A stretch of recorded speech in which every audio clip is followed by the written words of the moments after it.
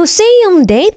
Kapag may stars na sina Jericho Rosales at Janine Gutierrez, muli na namang nispatan na magkasama. Happening right now on Showbiz Balita. Kamakailan lang nagbahagi ang actress na si Janine Gutierrez sa kanyang IG account na mga ilang litratong kuha niya sa kanyang pagbisita sa museum.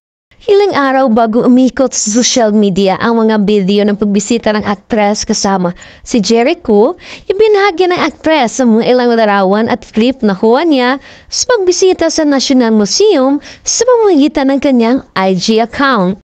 Natila curious rin ang ina ng aktres na si Lotot De Leon sa love life ng kanyang anak na si Janine Gutierrez na tinutukso ang kabatang kapatid tungkol sa pagbisita niya sa pambansang museo kasama si Jericho Rosales kamakailan lang.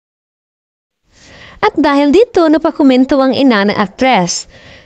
Excuse me po, sino po kasama mo nagpunta dyan?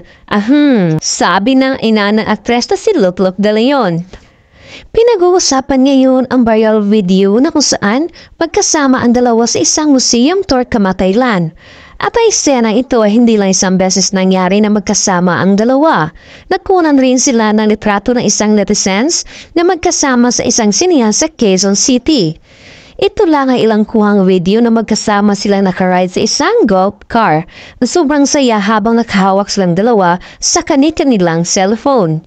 Ilang beses na magkasamang lumabas sina Jericho at Janine at tila kinilig naman ang mga fans na Echo at Janine na magkasama sila. Kaya ang tanong ng mga netizens ngayon, nililigawan nga ba ng aktor ang aktres? Yan po ang ating pagkasubaybayan sa mga paparating na updates sina Janine at Echo.